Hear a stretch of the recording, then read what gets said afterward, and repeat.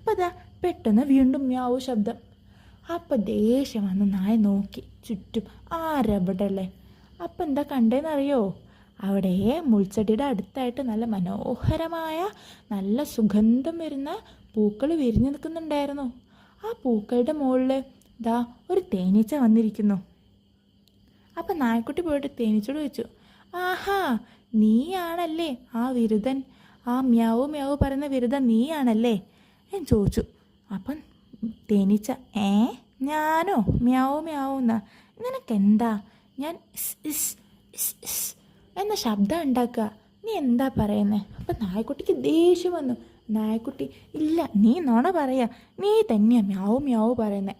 തേനീച്ചയ്ക്ക് ദേഷ്യം വന്നു. തേനീച്ച ഒറ്റ കുത്തു വെച്ചെടുത്തു നായക്കുട്ടിക്ക്.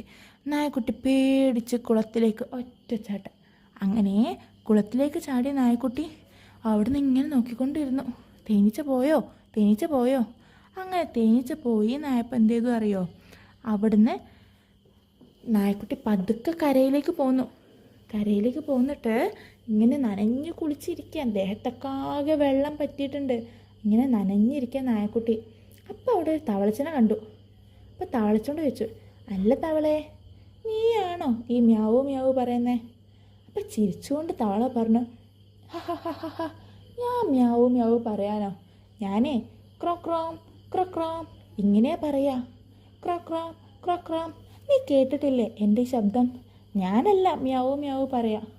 അങ്ങനെ വീണ്ടും നിരാശനായി നായക്കുട്ടി. ഇനി ഞാൻ എന്താ ചെയ്യുക? ഞാൻ എങ്ങനെയാ ഈ മ്യാവൂ മ്യാവൂ പറയുന്ന ആളെ കണ്ടുപിടിക്കുക? അങ്ങനെ നായക്കുട്ടി വീണ്ടും നടന്നു പോയി. അങ്ങനെ ക്ഷീണിച്ച് അവശനായി നായക്കുട്ടി വീട്ടിൽ പോയി ഇങ്ങനെ കിടന്നു.